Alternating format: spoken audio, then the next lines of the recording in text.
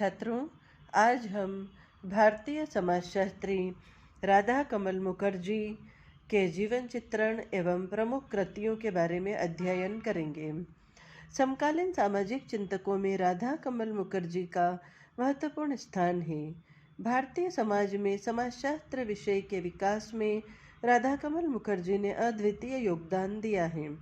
लखनऊ विश्वविद्यालय में राधा कमल मुखर्जी ने समाजशास्त्र की विषय वस्तु को परिसीमित करके तथा मानव के प्रादेशिक संतुलन का अध्ययन करके समाजशास्त्र के क्षेत्राधारित अनुसंधान एवं गहन अध्ययन करने की परंपरा की शुरुआत की।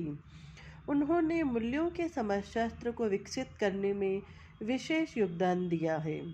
बोगार्ट्स के शब्दों में मुखर्जी ने सामाजिक मूल्यों को उल्लेखनीय ढंग से समझाया, जो कि केवल पूर्व और पश्चिम का ही प्रतिनिधित्व नहीं करता, अपितु सार्वभौम सामाजिक अंतःक्रिया के संदर्भ में पूर्व तथा पश्चिमी सामाजिक विचारधारा के एक समन्वय का परिणाम है।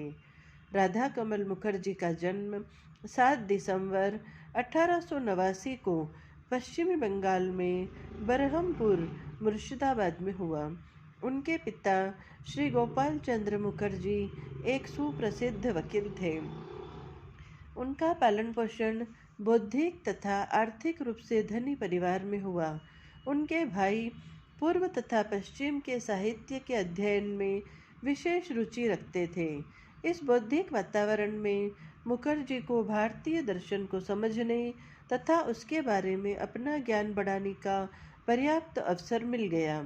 उनकी शिक्षा प्रेसिडेंसी कॉलेज कलकत्ता में हुई तथा इसी विश्वविद्यालय में उन्होंने 1915 में प्रेमचंद रायचंद छात्रवृत्ति तथा 1920 में बंगाल में सहकारिता आंदोलन पर सामाजिक सर्वेक्षण एवं शोध कार्य पर डॉक्टरेट की उपाधि प्राप्त की। उन्होंने इतिहास के अध्ययन में अत्यधिक रुचि ली। राधा कमल मुखर्जी ने कहा, कलकत्ता की गंदी बस्तियों में दुख, दारिद्र्य, गंदगी और अधःपतन के साथ मेरा जो आमने सामने का परिचय हुआ, उसने मेरी भविष्य रुचि को अर्थशास्त्र तथा समाजशास्त्र की ओर आकर्षित किया। उनकी कृति द इंडियन वर्किंग क्लास इन्हीं बस्तियों के अमानवीय वातावरण को चित्रित करती है। राधा कमल मुखर्जी ने लिखा है, इन असंख्य गंदी बस्तियों में मनुष्यता का निसंदेह ही निर्दयता से गला घोंटा जाता है, नारीत्व का अपमान होता है और शिशुता को प्रारंभ से ही जहर पिलाया जाता है। इससे प्रभावित होकर मुखर्जी ने अपना ध्यान समाज कल्याण कार्यों की ओर लगाना शुरू कर दिया। इसलिए 1906 में उन्होंने समाज कल्याण से संबंधित विभिन्न समितियों से संपर्क स्थापित करना प्रारंभ कर दिया था। 1910 में मुखर्जी अपने गृह नगर बरहमपुर के कृष्णनाथ कॉलेज में अर्थशास्त्र के प्राध्यापक बन गए तथा 5 साल तक इस पद पर बने रहे। 1916 में मुखर्जी की नियुक्ति लाहौर, पंजाब के सनातन धर्म कॉलेज के प्राचार्य के पद पर हुई, परंतु इस पद पर वे 1 वर्ष तक ही रहे।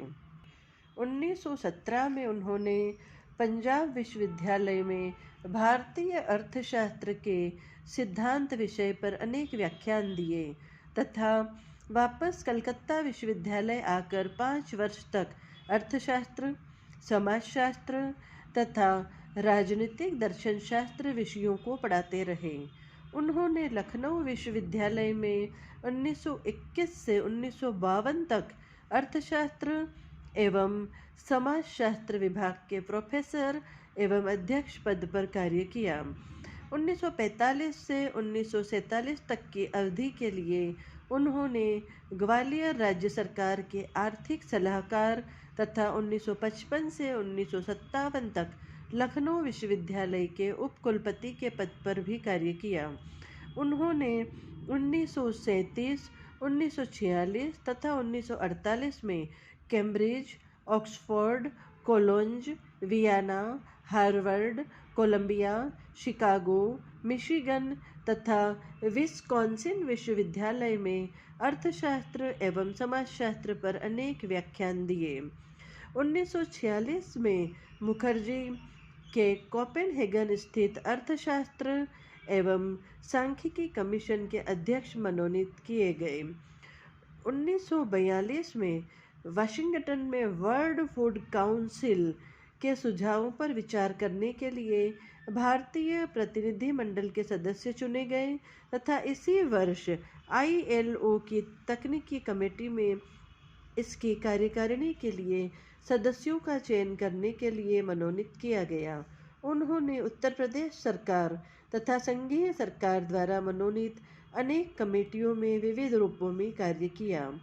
प्रोफेसर राधाकमल मुखर्जी की अध्यक्षता में तृतीय भारतीय समाजशास्त्री सम्मेलन आगरा में आयोजित किया गया था। प्रोफेसर PC जोशी के अनुसार प्रोफेसर राधाकमल मुखर्जी विभिन्न विषयों, विशेष रूप से अर्थशास्त्र एवं समाजशास्त्र को परस्पर नज़दीक लाने वालों में एक प्रमुख विद्वान थे। उन्होंने अपनी पुस्तक इंस्टीट्यूशनल थ्योरी ऑफ इकोनॉमिक्स 1940 तथा अनेक अन्य पुस्तकों में आर्थिक समस्याओं के अध्ययन के लिए संस्थागत दृष्टिकोण इंस्टीट्यूशनल अप्रोच प्रतिपादित किए तथा उनके इन विचारों ने लगभग आधी शताब्दी के लिए अनेक विद्वानों के चिंतन को प्रभावित किया। उन्होंने केवल संस्थागत दृष्टिकोण ही विकसित नहीं किया, अपितु भारतीय अर्थव्यवस्था का विशेष रूप से ग्रामीण समस्याओं का अनुभविक अध्ययन भी किया तथा उनकी कृति लैंड प्रॉब्लम्स इन इंडिया इसका प्रमुख उदाहरण है। राधाकमल मुखर्जी ने समाजशास्त्र के क्षेत्र में ग्रामीण अर्थशास्त्र, श्रमिक अर्थशास्त्र, सामाजिक परिस्थिति शास्त्र, सामाजिक मनोविज्ञान तथा सामाजिक दर्शन शास्त्र को महत्वपूर्ण स्थान दिया, जो कि उपेक्षित स्थिति में थे।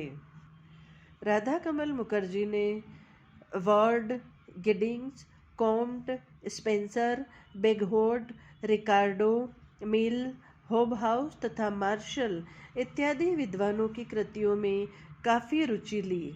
इसलिए उनके चिंतन में पूर्व एवं पश्चिम का एक अद्भुत मिश्रण मिलता है, जो उनके द्वारा मानवीय मूल्यों की व्याख्या में देखा जा सकता है। राधाकमल मुखर्जी का चिंतन पश्चिम तथा पूर्व के विचारों का एक अद्भुत मिश्रण है। अपने जीवन के अंतिम वर्षों में वह समाज के Mahavigyan master science of society के निर्माण में लगे रहे तथा इसी विषय पर उनका उद्घाटन भाषण उनकी 1968 में मृत्यु के एक सप्ताह पश्चात 8वें अखिल भारतीय समाजशास्त्री सम्मेलन में पढ़ा गया। समाजशास्त्र में उनके योगदान में मानवीय पारिस्थितिकी सिद्धांत, समाजशास्त्री सिद्धांत तथा मूल्यों एवं प्रतीकों के सिद्धांत का प्रमुख स्थान है तथा प्रत्येक सिद्धांत अपने में पूर्ण है। राधाकमल मुखर्जी ने अपने जीवन काल में अनेक पुस्तकें लिखी तथा साथ ही अनेक प्रख्यात देशी एवं विदेशी पत्रिकाओं में अनेक शोध लेख लिखे। अर्थशास्त्र, परिस्थिति शास्त्र, प्रादेशिक समाजशास्त्र, समाजशास्त्र, दर्शन शास्त्र, मनोविज्ञान, संस्कृति, सभ्यता, मानव उद्विकास, कला, धर्म, आचार, रहस्यवाद, प्रतीकात्मक समाजशास्त्र, मूल्य, मानवता आदि विभिन्न विषयों पर मुखर्जी की बौद्धिक पकड़ उनकी पुस्तकों में स्पष्ट देखी जा सकती है। समाजशास्त्र और सामाजिक विचारधारा के विकास में जिन भारतीय विद्वानों ने अपना महत्वपूर्ण योगदान दिया है, उनमें राधाकमल मुखर्जी का नाम सदैव स्मरणीय रहेगा। समाजशास्त्र में उनका महत्व सामाजिक मूल्यों से संबंधित विचारों के कारण है। उनके विचार उनकी पुस्तक institutional theory of economics in sociology में निहित हैं। उन्होंने अपने विचार a general theory of society में दिए हैं, जिसमें उन्होंने सामाजिक मूल्यों का विश्लेषण प्रस्तुत किया है। इसके विषय में बोगार्ट्स ने अपनी कृति the development of social thought में कहा है कि राधा कमल मुखर्जी ने सामाजिक मूल्यों का जो विश्लेषण प्रस्तुत किया है वह केवल पूर्व और पश्चिम दोनों का ही समन्वय नहीं करता, अपितु सार्वभौमिक सामाजिक अंतःक्रिया के संदर्भ में पूर्वीय तथा पाश्चात्य सामाजिक विचारधारा के एक समन्वय का परिणाम है। छात्रों, अब हम राधा कमल मुखर्जी की महत्वपूर्ण पुस्तकों के बारे में अध्ययन करेंगे।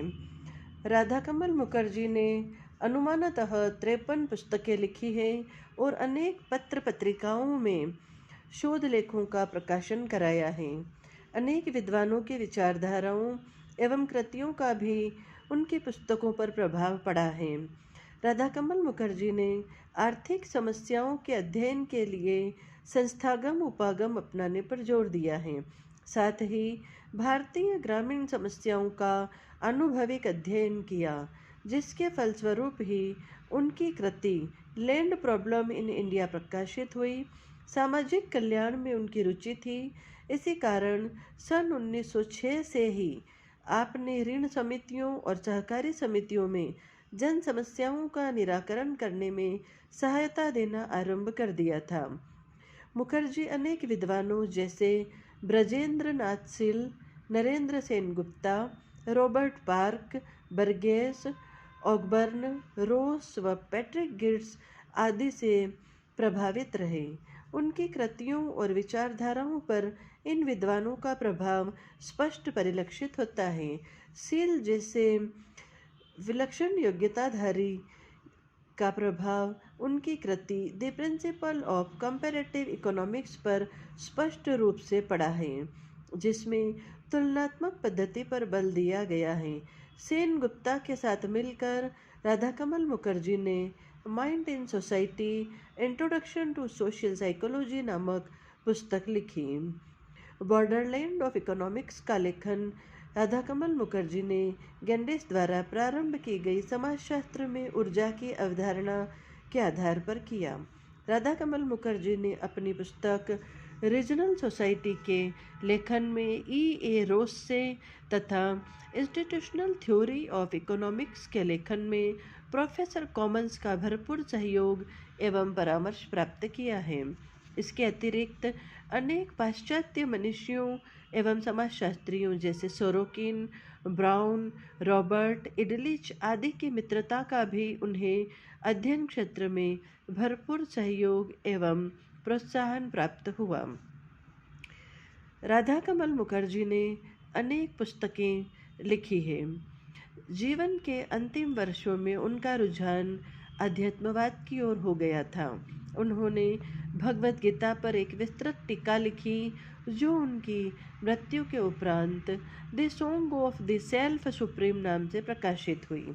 छात्रों, अब हम राधा कमल मुखर्जी द्वारा लिखित कुछ प्रमुख पुस्तकों के बारे में अध्ययन करेंगे। राधा कमल मुखर्जी ने निम्नलिखित पुस्तकें लिखी हैं।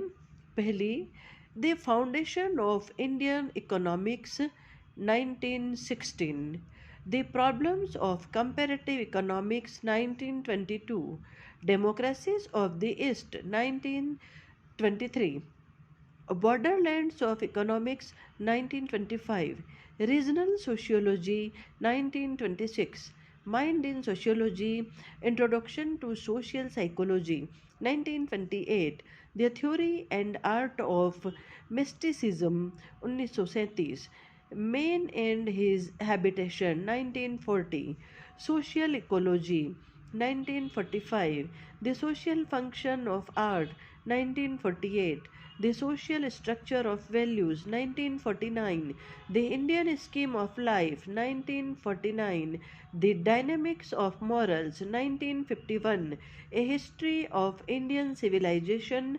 1956, The Horizon of Marriage 1956, The Culture and Art of India 1959, The Philosophy of Social Science 1960, The Philosophy of Personality 1963, The Dimensions of Human Evolution 1964, The Dimensions of Values 1964, The Density of Civilization 1964, Oneness of Mankind 1968, The Cosmic Art of India 1968, The Community of Communities 1966, The Philosophy of Man 1966, The Song of the Self Supreme 1971।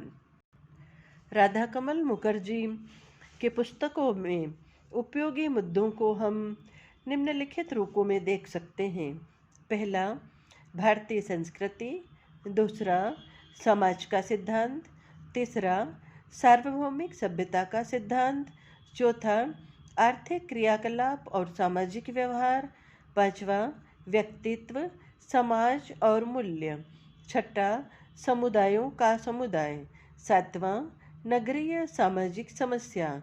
आठवां, सामाजिक पारिस्थितिकी। राधा कमल मुखर्जी के लेखन का मूल विचार सामाजिक विज्ञानों की एकता के साथ जुड़ा हुआ था।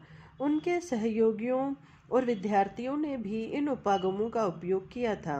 उनके द्वारा रचे गए विषय महत्वपूर्ण थे।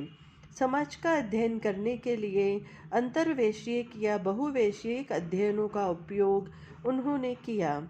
उनके द्वारा किए गए महत्वपूर्ण योगदान जिन क्षेत्रों में किए गए थे वे हैं: पहला, समाज के लिए अंतर्विषयक अध्ययनों को प्रोत्साहित करना। दूसरा, सामाजिक पारिस्थितिकी तथा तीसरा, क्षेत्रीय समाजशास्त्र, सामाजिक मूल्य तथा सामाजिक मूल्यों की संरचना।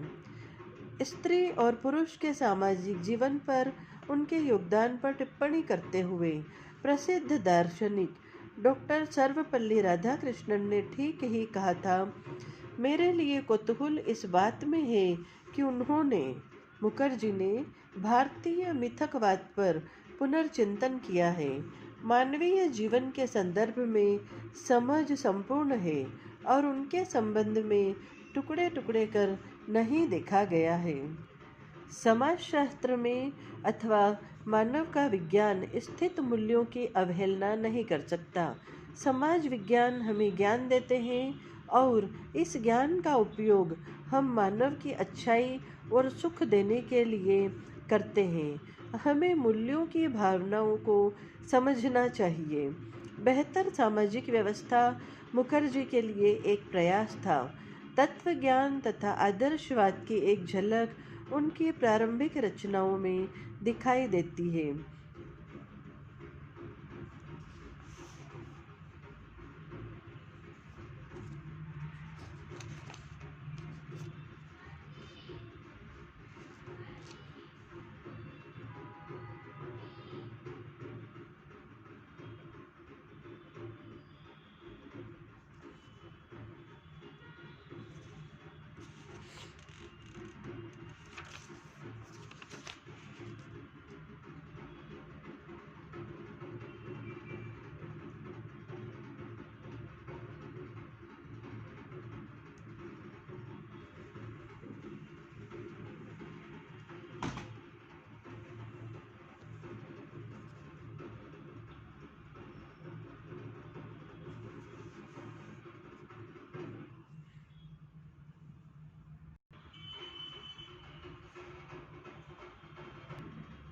राधा कमल मुखर्जी ने 1964 में भारतीय कला, वास्तुकला, इतिहास तथा संस्कृति पर काफ़ी विस्तार से लिखा है। उनका विश्वास था कि एशिया में कला सामूहिक विकास के रूप में देखी जा सकती है। उनके अनुसार एकता और सामंजस्यता जीवन के प्रमुख मूल्य हैं। पुराने युग के दौरान भारतीय सामाजिक जीवन के निर्धारित स्वरूप इसके उदाहरण हैं। भारतीय संस्कृति के अनुसार कोई भी व्यक्ति समुदाय का उत्तरदायित्व पूर्ण सदस्य है। इस आधार पर व्यक्ति कोई एकाकी जीव नहीं है। मुखर्जी लिखते हैं कि एशिया में कला सामाजिक और आध्यात्मिक जागरण का प्रतीक रही है। लाखों लोग इससे प्रभावित रहे हैं। प्राच्य कला का संबंध सामुदायिक भावनाओं से रहा है। कला के माध्यम से ही समाज प्राच्य संस्कृति के साथ निरंतरता में जुड़ा रहता है। इसके विपरीत पश्चिम में कला के संबंध में अपने आप में एक अंत माना जाता रहा है। सामाजिक सावयवी अथवा आध्यात्मिक विकास के साथ इसका कोई संबंध नहीं था। भारतीय कला सामाजिक तथा नैतिक परिवेश के साथ जुड़ी हुई है। भव्य मंदिर, स्तूप और विहार सभी इसके उदाहरण हैं। कला तथा नैतिकता, धर्म तथा सामाजिक मूल्य समाज के पारस्परिक संबंधों से जुड़े हुए थे। भारत में कला अंतःक्रियाओं, जन आकांक्षाओं और कलात्मक अभिव्यक्तियों के साथ जुड़ी हुई है। भारतीय कला का संबंध हमेशा से धर्म के साथ रहा है। मुखर्जी भारतीय धर्मों के गैर आक्रामक चरित्र से प्रभावित थे। हिंदू, बौद्ध और जैन धर्म सभी इसी प्रकृति के थे।